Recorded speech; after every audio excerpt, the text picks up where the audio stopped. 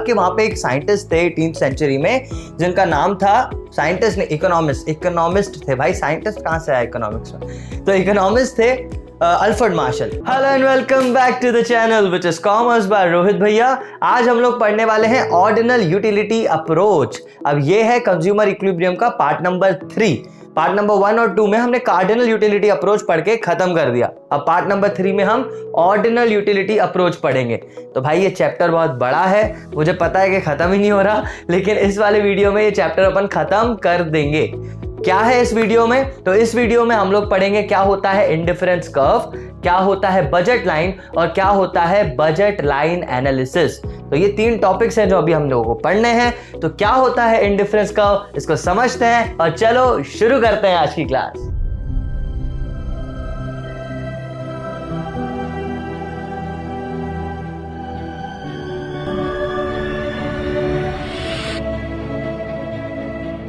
Century में 2 modern economist आए। 2 modern economist कौन थे? एक था हिक्स और एक थे एलन।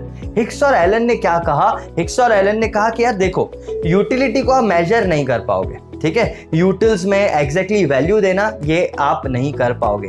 हाँ, आप ये जरूर कर सकते हो, आप रैंक दे दो, ठीक है, कि जैसे मैं 2 गुड्स ले लेता हूँ, समझो मेरे एक हाथ में एप्पल है, एक हाथ में बनाना है, ठीक है, तो एप्पल का वेटेज मैं मान लेता हूँ कि बनाना से ज्यादा एप्पल थोड़ा सा महंगा है, अच्छा है, ज्यादा सेटिस्फेक्शन देता है, ज्यादा पसंद है मुझको, इसीलिए इसकी वैल्यू में मेरी नजर में थोड़ी सी ज्यादा है। क्योंकि देखो यूटिलिटी इंडिविजुअल कॉन्सेप्ट होता है, तो मेरी नजर में ज्यादा है मतलब मैं अपना ही यूटिलिटी देखूंगा, दुनिया के लिए कुछ भी हो, ओके। तो मैं ये समझता हूं कि एप्पल मेरे लिए ज्यादा वैल्यूएबल चीज है और बनाना मेरे लिए एप्पल से थोड़ी सी कम वैल्यूएबल चीज है, ठीक है। तो यहां पे जो यूटिलिटी होगी, यहां पे मैं इसको मेजर नहीं कर सकता। अल्फ्रेड मार्शल ने कहा था मेजर कर सकते हो, लेकिन हिक्स एंड एलन ने कहा क्या मेजर नहीं कर सकते।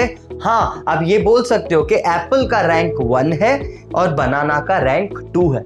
इसका मतलब आप यूटिलिटी को यूटिल्स में नहीं मेजर कर रहे हो, आप क्या कर रहे हो, रैंक दे रहे हो, ठीक है। तो ऑर्डिनल यूटिलिटी अप्रोच में हिक्स एंड एलन ने कहा कि आप यूटिलिटी को रैंक कर सकते हो, जबकि कार्डिनल में पढ़ा अपन ने कि हम लोग मेजर कर सकते हैं। आई बात समझ में? तो ये छोटा सा कंसेप्ट था, ये डिफरेंस था कार्डिनल और ऑर्डिनल के बीच, ठीक है। हाँ तो बच्चों, just a quick piece of information, ये सिर्फ एक टॉपिक का वीडियो है। अगर तुम्हें पूरे चैप्टर का वीडियो देखना है तो उसका लिंक भी डिस्क्रिप्शन में दिया हुआ है। एंड फॉर नोट्स एंड उसके पीडीएफ्स आप डाउनलोड कर सकते हो सीआरबी एप्लीकेशन, जिसमें सारे चैप्टर्स के डिटेल्ड नोट्स तुम्हारे लिए डाउनलोड के लिए अवेलेबल हैं।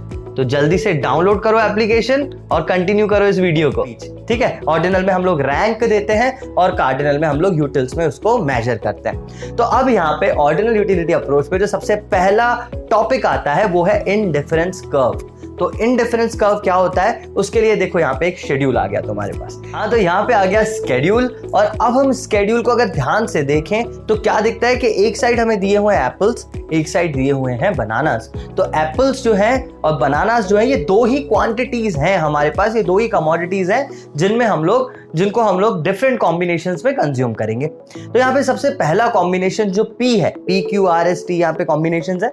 तो सबसे पहले कॉम्बिनेशन को अगर देखो तो मैं तुम्हें ये बोलता हूं कि एक एप्पल और 15 बनानास तुम्हें एक particular amount of total satisfaction दे रहे हैं। अब इंडिफरेंस कर्व पढ़ने से पहले ही तुम्हें एक चीज मैं बता दूं, क्या जितने भी बंडल्स हम देखेंगे इंडिफरेंस कर्व में, हम ऐसा मानेंगे कि हर बंडल हमको इक्वल टोटल सेटिस्फैक्शन दे रहा है। इसका मतलब 5 प्लेट रखी हुई हैं आपके पास जिसमें अलग अलग कॉम्बिनेशन है, लेकिन आप 5 प्लेट में से कोई भी प्लेट खाओ, आपको टोटल सेटिस्फैक्शन उतने का उतना ही मिल रहा है।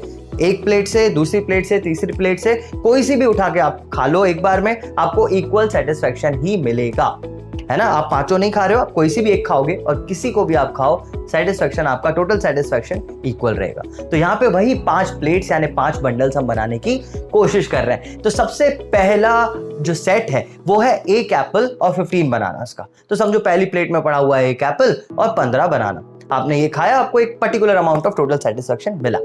अब यहां पे आते हैं क्यू पे, यानी दूसरे सेट पे। तो दूसरे सेट पे अगर आप ध्यान से देखो तो 2 एप्पल्स हैं, यानी आपने एक और एप्पल लिया यहां पे, और एक और एप्पल के लिए आप कितने बनाना सेक्रीफाइस कर सकते हो, इस चीज को बोलते हैं मार्जिनल अपॉर्चुनिटी कॉस्ट। थोड़ा सा आगे इसको और बेहतर तरीके से समझेंगे। तो पहले तो तुम ये समझ लो कि तुम्हें जैसे ही एक क्वांटिटी अगर बढ़ानी है तो दूसरे की क्वांटिटी तुम्हें कम करनी पड़ेगी। तो आपने एक एप्पल बढ़ाया, यानी आपने एक की जगह 2 एप्पल्स रखे उस प्लेट में, तो आप कितने बनाना सेक्रीफाइस कर सकते हो? आपने बोला सर हम 5 बनाना छोड़ सकते हैं। आप 5 बनाना ले लो हमसे, ठीक है, 10 बनाना दो और 2 एप्पल दो, येट मेरा जो टोटल सेटिस्फैक्शन है वो उतने का उतना रह रहा है। ठीक है, मतलब I am in that situation where the total satisfaction from 1 apple and 15 bananas is equal to 2 apples and 10 bananas. ठीक है, तो मतलब इन दोनों सेट से आपका सेटिस्फैक्शन इक्वल है। अब तीसरे सेट की बारी है, तो तीसरा सेट आप कैसे बनाओगे? देखो अब ध्यान से बस इस चीज को समझ गए तुम तो बस हो गया टॉपिक।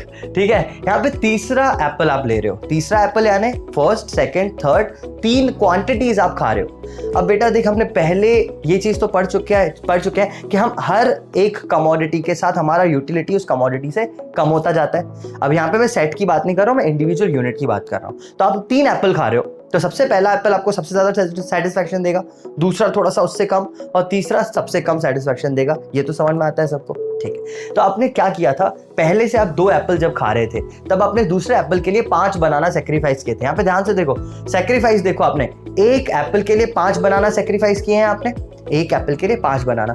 अब यहाँ पे थर्ड सेट में फिर से आप एक ही एप्पल बढ़ा रहे हो ना, एक ही एप्पल बढ़ा रहे हो, लेकिन ये एप्पल अगले 2 से तो कम सेटिस्फैक्शन दे रहा है। तो यहाँ पे आप 5 बनाना ना सेक्रीफाइस करके 5 से कम बनाना सेक्रीफाइस करोगे। लेट्स से आप 4 बनाना सेक्रीफाइस कर रहे हो, तो अब यहाँ पे क्वेश्चन आएगा कि भैया 5 ही क्यों नहीं, 5 सेक्रीफाइस क्यों नहीं कर रहे हैं? क्योंकि बेटा देखो, थर्ड वाला जो एप्पल ले रहे हो इससे सेटिस्फैक्शन भी तो कम मिलेगा ना।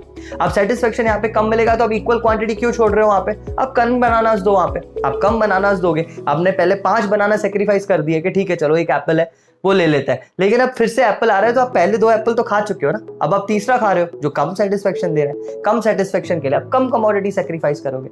आई बात समझ? तो थर्ड पे आपका जो आ गया, यहाँ पे क्या था, पहले 10 हुआ, पहले 15 थे, फिर 5 छोड़े आपने तो 10 हुआ। अब आप 4 छोड़ोगे तो 6 बनानास हो जाएंगे, मतलब 6 बनानास और 3 एप्पल्स भी आपको टोटल सेटिस्फैक्शन उतना का उतना दे रहे हैं। अब थर्ड से फोर्थ एप्पल पे आ जाते हैं, यानी 4 एप्पल और कितने बनानास। तो अभी आपने कितने सेक्रीफाइस किए थे? 4।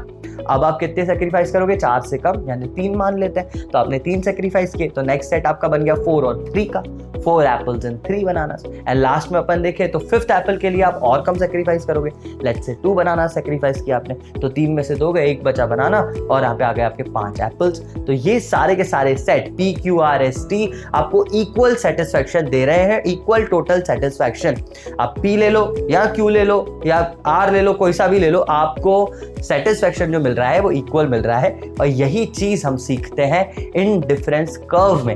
अब देखो, ये तो थे इंडिफरेंस सेट, अब इन सेट्स को जब प्लॉट कर देंगे तो बन जाएगा हमारे पास इंडिफरेंस कर्व। तो हम इन सेट को उठा के प्लॉट कर देते हैं। तो जैसे देखो यहाँ पे शेड्यूल था, अब यहाँ पे इसको अगर प्लॉट कर दें तो ये कुछ ऐसा दिखेगा। अब ये दिख रहा है हमको इंडिफरेंस कर्व। और फिर से अगर इस चीज को ध्यान से देखें तो ये इंडिफरेंस कर्व कैसा है, शेप कैसा है इसका, तो देखो ऐसा कुछ शेप है ना। और इस शेप को बोलते हैं कौन सा? कॉन्वेक्स। ठीक है, कॉन्वेक्स शेप इसको बोलते हैं। तो ये कॉन्वेक्स क्यों है?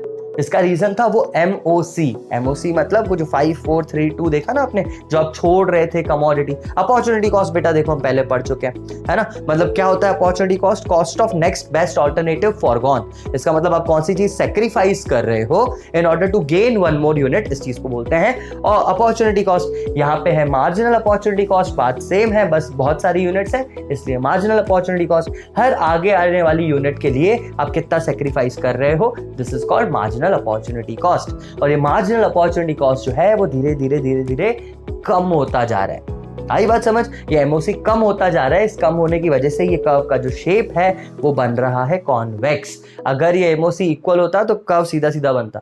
अगर ये MOC इंक्रीजिंग होता, जैसे PPC में पढ़ा था अपन ने, अगर ये MRT होता और इंक्रीजिंग होता तो कर्व ऐसा कॉनकेव बनता है। यहाँ पे कॉन्वेक्स क्यों बन रहा है? क्योंकि MOC डिक्रीजिंग है। तो बेटा देखो, एग्जाम में अगर क्वेश्चन तुम्हारे पास आए ना कि इंडिफरेंस कर्व की प्रॉपर्टी क्या होती है, तो 2 प्रॉपर्टीज होती हैं। एक तो ये डाउनवर्ड स्लोपिंग होता है और एक ये कॉन्वेक्स शेप का होता है। डाउनवर्ड स्लोपिंग क्यों होता है? क्योंकि इनवर्स रिलेशनशिप है, एक चीज का क्वांटिटी बढ़ाने के लिए दूसरे का क्वांटिटी आपको कम करना पड़ रहा है, इसलिए वो डाउनवर्ड स्लोपिंग है।